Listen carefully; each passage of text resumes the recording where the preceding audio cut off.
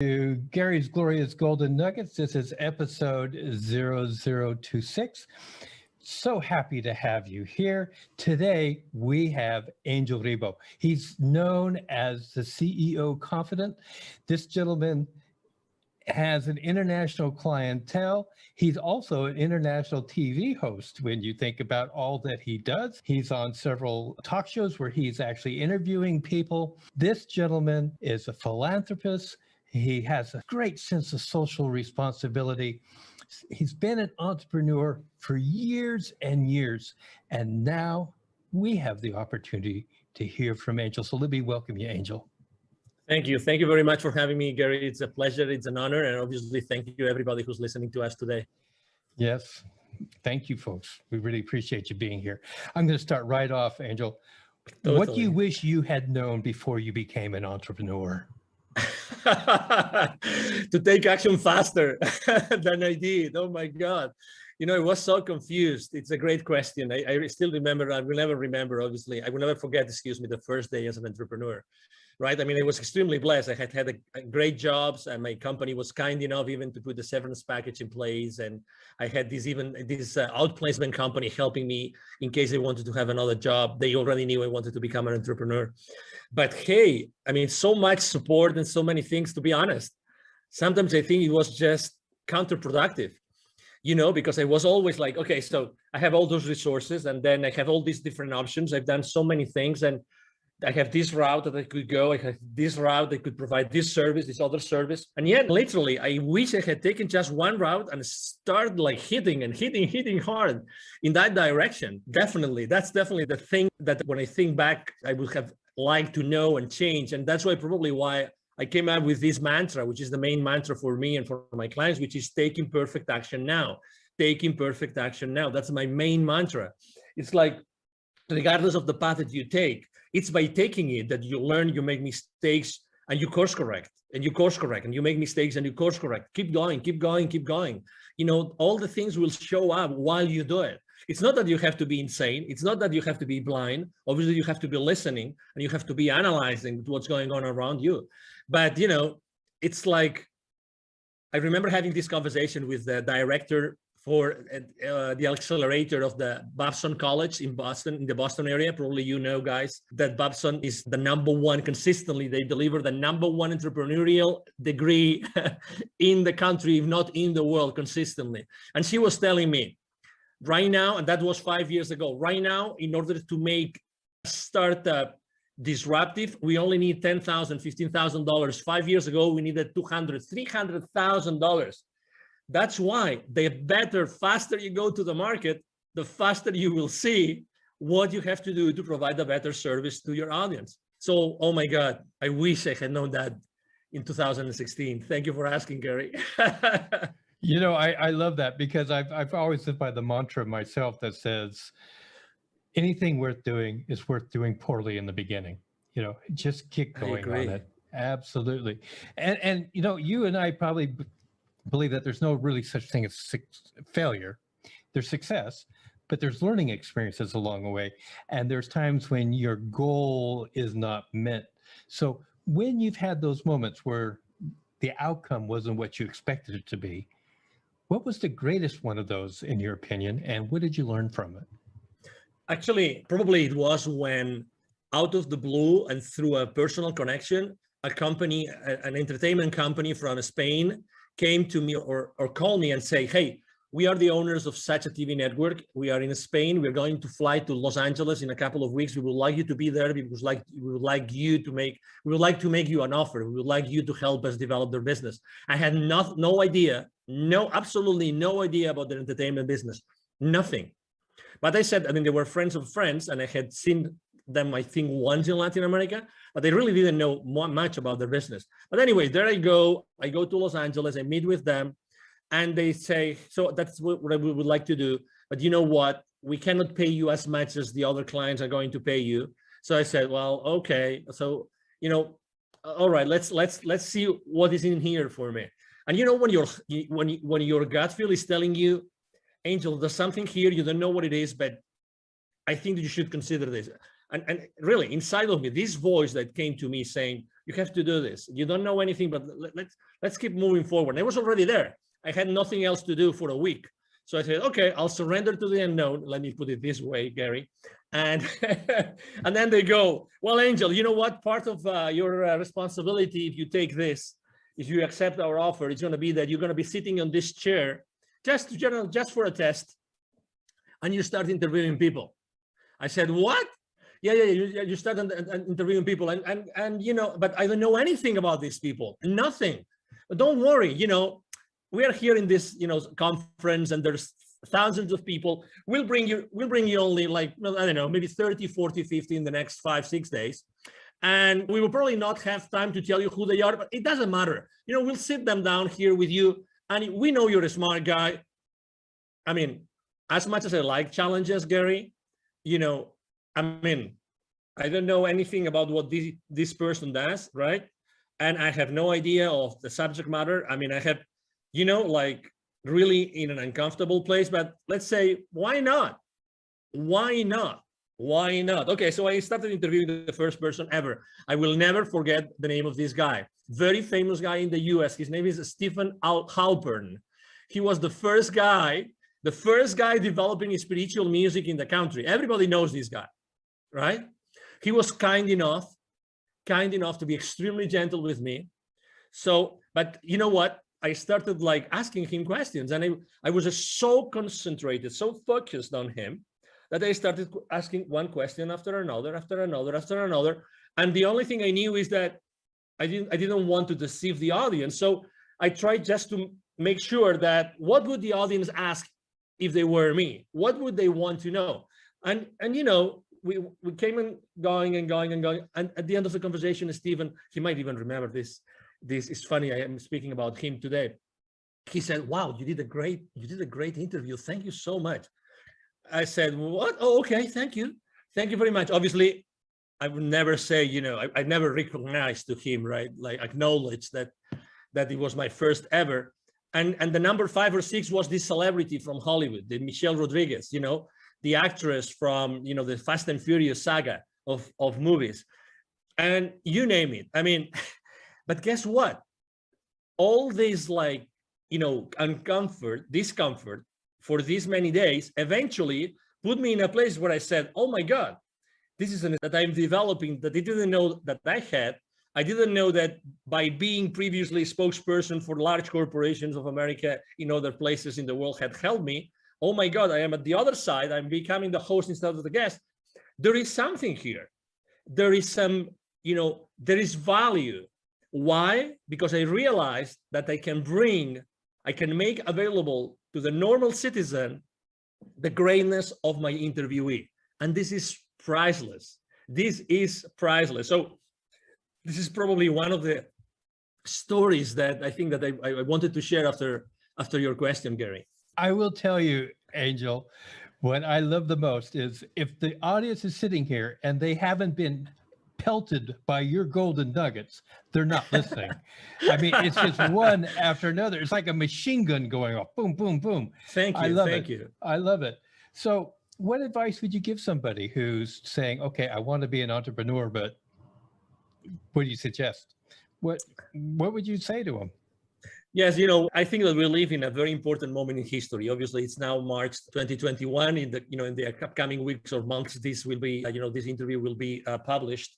So it's a very important moment in life, and it's not a coincidence that we are living this moment. Okay, so I would like to just make sure that you understand what this means. Okay, so the world is what it is, and we are here, all of us, to play a role, like it or not. Okay, we are playing a role in the new world that we are creating. Okay, so that's number one. Number two, I was blessed enough last year of delivering a couple of webinars to the local, business accelerator communities here in Dallas, Texas, and both were about the following subject, which is pivoting in times of crisis. Pivoting in times of crisis. And after doing those two webinars to the local entrepreneurs and startup CEOs communities, I would say one thing: we all have this incredible talent. We all have this unstoppable divine force inside of us, that allow us to provide a unique service to the rest of the world, okay? Nobody has had the same life that you, listener, has had. Nobody.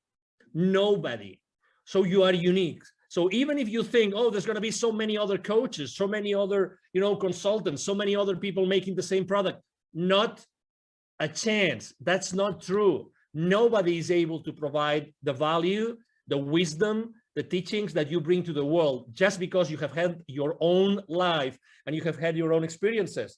That means by default, by definition, that means that there's going to be in the world an audience that is just waiting for you to show up and to give that value to them. So when I was telling these guys, going back to the story of the webinars here about, pivoting in times of crisis, there's four things that I would like to tell you. Number one, you already know that you have passions, that, there's something that you are enthusiastic about. Number two, there's always friends of you or relatives or colleagues that tell you you are an expert on something. They always come to you for something. Number three, the market is always going to need what you are willing to share with them, as I said before. And number four, and that's the only question maybe you have to ask, is the market willing to pay for it? Yes or no? If the answer is yes, and 95% of the occasions, yes, the answer is yes, then you have a business. So again, don't be fearful. I know you are on the fence, and I just answered a question saying, what was the main mistake I made is being on the fence for too long, right? So I know you are on the fence, but at the same time, know that there's people out there waiting for your message, and they will never go, and they will never move hiring someone or paying for someone's services unless you show up and they resonate with you. They're waiting for you there. That's why I think, sometimes people, I remember when I was training salespeople, I've trained literally hundreds of salespeople, and I remember training them. And in the first training session, most of the people would tell me, hey, sir, hey, Angel, but what happens if I run out of leads? If I run out of leads, how am I going to make my quota? I would always tell them the same thing, always, to all of them. Okay, so whenever you run out of leads, please come to me, and I will give you another list of 1,000 additional leads that you can call onto. What I'm trying to say is that we have those limiting beliefs that we think that we are limited, we are in a box, and we are competing against the rest of the world, when everybody knows already that the wealth is in the follow-up, that nobody follows up. So there's always wealth for everybody. There's always, services that you can provide and people that will pay for you. It's collaboration that we have not been taught. That's why we are being taught all the time about competition, but the reality is that there's wealth for everybody. And if we learn to collaborate as opposed to compete, you will feel much more comfortable, and we will all make a nice living. All of us, no exception. I fully agree. And I thank you so much. Again, I hope you guys got another dump truck to fill up, because this guy is just going to give you golden nugget after golden nugget. So let's just talk about resources. Now, resources can be people, books, relations, etc. Can you just name three that have really influenced you in your entrepreneurial pursuits? Yes, I would say number one, when I was in corporate America and I was in charge of, let's say, business development for many different areas in the world, I was very lucky because regardless of my own sales team, I was always working in what is called like indirect sales models. Indirect sales models means that the companies I was working with, we were going to the market and selling through resellers, through partners, and this kind of, intermediaries, let's put it this way. That was a great blessing. Why? Because I became the most trusted advisor of all those companies. Guess what? The leaders of those companies and the different employees, they were pure entrepreneurs. They started their companies small, and they wanted to thrive, and they wanted to make a lot of money out of the margins that we were giving as the vendor, right? So that's the number one thing. Resources, people that I always was working with, and I was always working with partners. That's why I talk about collaboration all the time.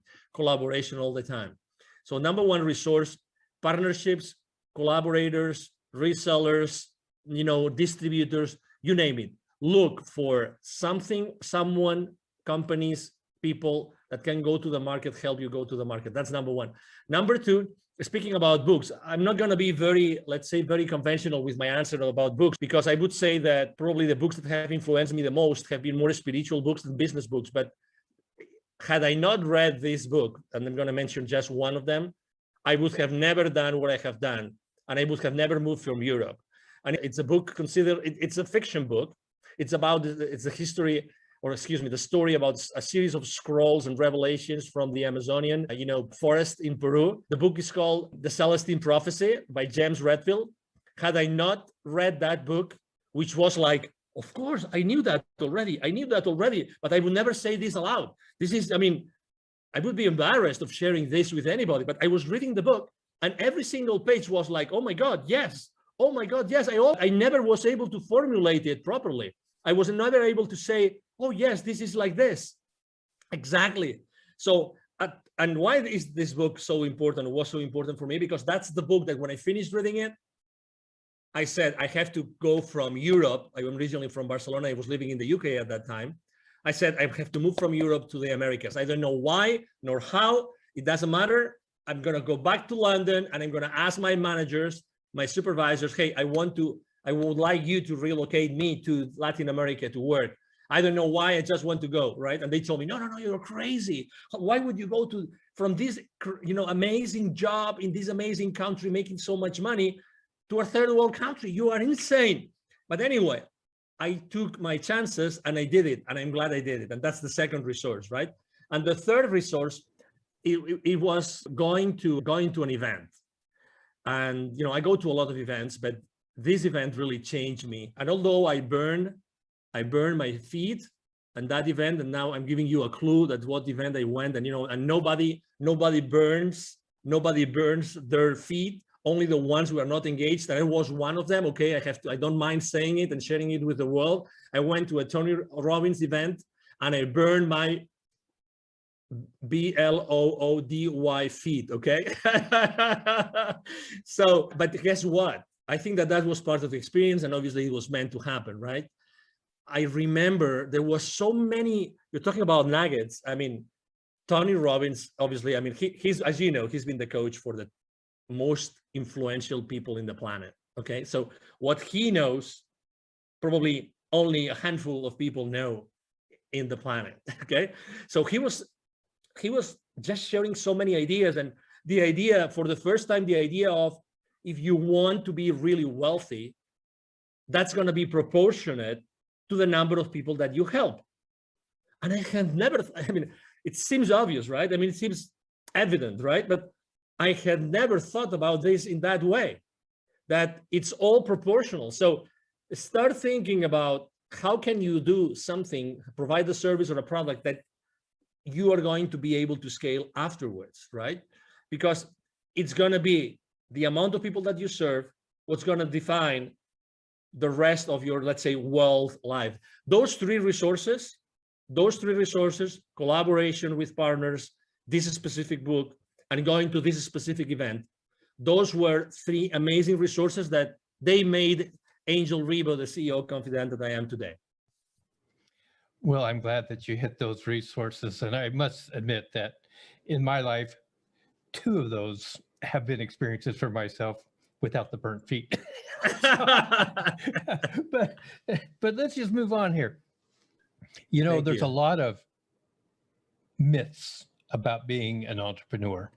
And because they're myths, I'm going to give you an opportunity to just pick one and just bust it right now for our listening audience. Any myth? Probably the first myth that I like to speak about a lot is the imposter syndrome. The imposter syndrome. We all as entrepreneurs at some point, generally in the beginning of our journey, we think that we're not worth it, that nobody's going to hire us, and that whatever we say that we did before, it's just BS, with all due respect to everybody, okay? Because we think that it wasn't enough. We think that nobody's going to hire us because before we had all this powerful machinery, of this large corporation or company, supporting us. And then we think that as soon as we start saying what we did before and try to capitalize and try to show it to the world, it's fake, because it's fake because it was in another setup and it was another system and we were working with another, with another set of goals, but it's not true. It's not true.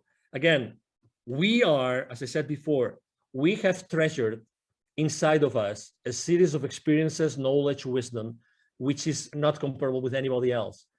And that goes the other way around too. So it means that, we really don't have, and you are not competing with anybody else.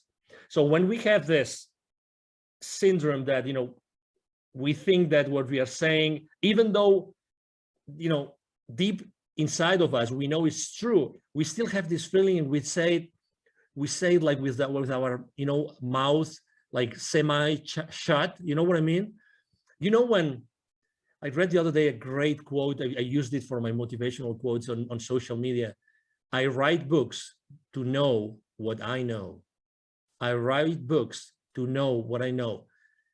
And I can tell you, one of the reasons why I accept so many invites from podcasters is because for me, to be on a podcast and to be interviewed is such a blessing, because I really get to know what I know. I have to tell you, and I can tell you a very interesting story. The other day, I was interviewed by a young guy from Bangladesh. I was his second guest, okay? And he was intimidated, so intimidated that he made it late to the show, and he was the host, right? When you realize that he was late, not because of any other reason, but when you start talking with him, you realize that there's something there.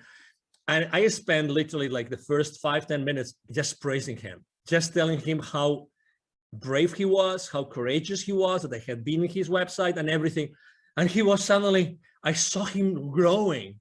I saw him like becoming the phoenix bird. You know what I mean?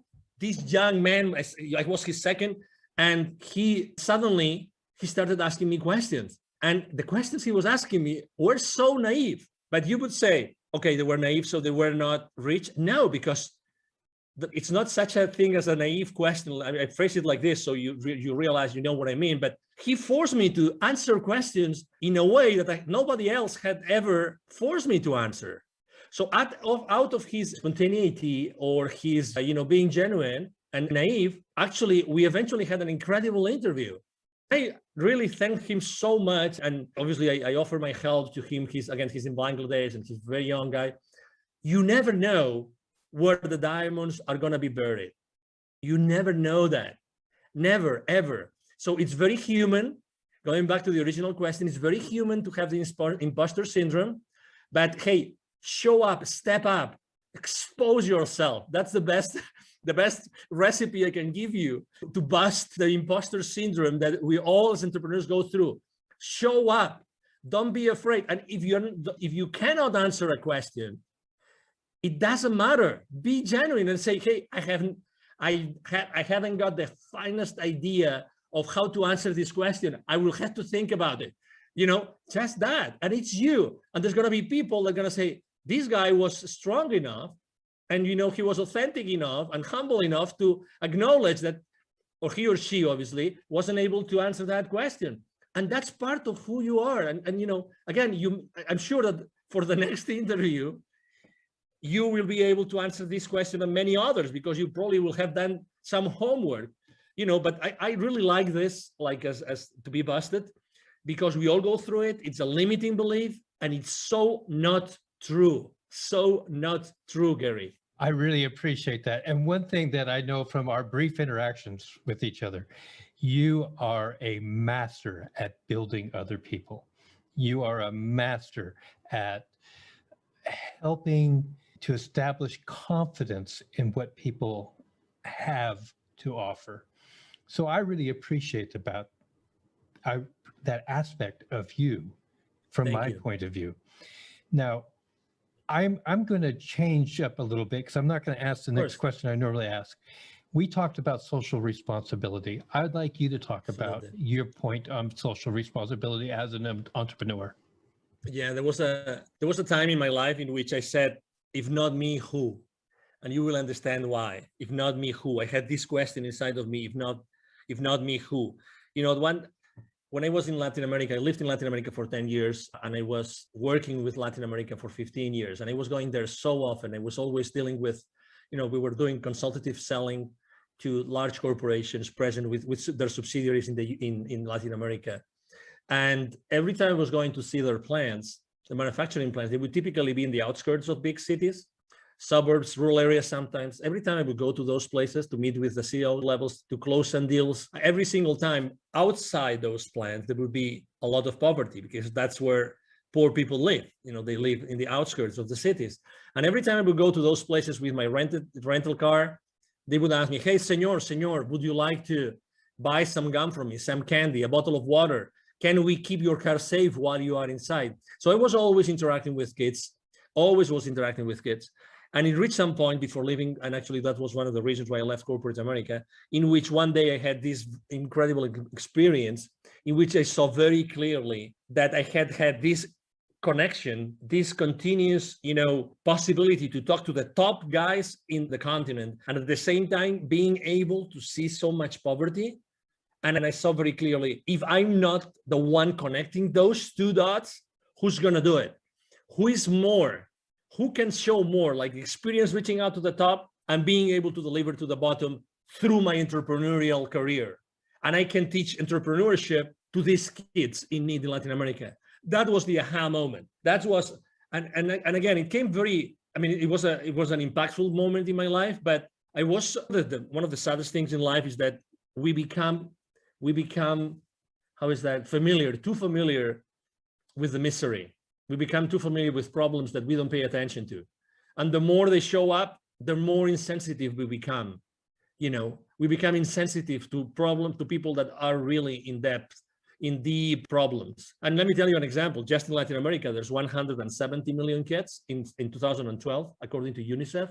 81 million kids live in poverty in Latin America. 81 millions. Okay, so the population of the US is 350 million roughly. 81 million kids in Latin America live in conditions of poverty. 22 million don't have drinking water at home. 22 million. And that was from 2012. I can't imagine now, after everything that's going on in the world, I can't imagine. So that's why in 2015, after I had this experience, we gathered a team. I'm the co-founder of Wisdom for Kids. And what we do is we help underprivileged kids in Latin America become entrepreneurs using the local resources. And you see, it's like, Gary, it's like for my entire life, I was preparing for this. Isn't it crazy? It's like I had learned all this entrepreneurial stuff and connecting to all these people and knowing how to reach out to them, blah, blah, blah. All this, like, there was a plan behind it. Someone had been working on that plan for me to be able eventually to do that. That's why I was asking myself, as I said in the beginning, if not me, who? Who's going to do this if it's not me? Who is more, prepared to do this? And I felt immediately, the responsibility in a good way, because going to Latin America and teaching kids entrepreneurship is just a blast. It's a big blessing, as you can imagine, Gary. I just am so overwhelmed with the things you've just talked about. Thank you. This is why I love doing what I do when I get to talk to people like this. How can people contact you? Thank you. So I'm very active on social media. I'm blessed with having a great team that helped me do that. Otherwise, I wouldn't be able to do it. I thank my team every single day. I am the most active network I am on social media outlet is LinkedIn, the professional network. You can message me there and you will see me there. Angel Ribo, Ribo spelled like R-I-B-O for the ones that don't see the video of this interview. My brand is the CEO Confidant. And I'm going to give you also my direct email address. Either my team or myself, we answer all the emails we receive every single day. It's very easy. The email address is extremely easy. Angel, as in heaven, A-N-G-E-L, at angelribo.com. My last name is Ribo, R-I-B as in boy, O. So my email address again is angel@angelribo.com. You can reach me there, and it will be a pleasure for me to interact with you and engage in a conversation. Ladies and gentlemen, we'll have all that information in the show notes. So if you're driving, continue driving. Don't try to pull over to the side of the road and try to write it all down now. So yeah, just go ahead. Now, Angel, I always give every guest 2 uninterrupted minutes to say whatever's on their heart, whatever they want to say at this moment. So your 2 minutes start now. I believe that the last 12 months have been really probably the most challenging, months in our lives, right? Maybe the people that were when they were young, they were maybe in a war, maybe that those were the most challenging for them. But regardless, I think that those 12 months have taught us something which is extremely important for all of us, which is connection. Connection. I've been consistently posting for the last 12 months about building bridges. Why? Because I've seen in so many outlets, in so many instances, face-to-face or online, people disconnecting, unconnecting. We've never needed, as humanity, more connection than today. Never. You can, and you have the possibility of connecting people every single day with your wisdom, with who you are. Try to reconnect, try to rebuild the bridges. If you burned any bridge for the last 12 months, you have this divine force, which is, inside of you and nobody can take away from you. Use that force inside of you to rebuild those bridges. Really you can make a difference just with who you are today and with what you do every single day. Try to do that purposely. Try to have an intention every single time, every single morning that you wake up, when you wake up, and when you go out, and when you start talking with someone over Zoom. Try to build a connection. Try to create a connection. Make it an intention, because we all need it. This is happening really because of something. There's some reason behind, all the fear and all the challenges. And the reason why this is happening is that because we have to become more aware of what we really can do as humans. I see this every single day. Thank you, Gary, very much for allowing me to be here. You are right.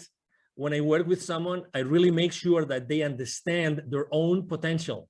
That's my main goal with everybody I work with. To make them understand their absolutely incredible potential. And, it's been a pleasure to be here with you today. And thank you for allowing me to maybe share some nuggets with you. And obviously, I feel so honored to be here, and anything I can do for you and for your audience, it will be a pleasure to do it, Gary. Thank you so much, Angel. God, I love you, man. You're great. Thank you. Likewise. Ladies and gentlemen, that is going to conclude this episode of Gary's Glorious Golden Nuggets. If you've enjoyed the show and you haven't subscribed yet, please do subscribe. If you would like to share this with somebody, please do. Help our audience to grow. Angel, you are a gold mine. Thank you so much. Thank you so much for your time. Absolutely.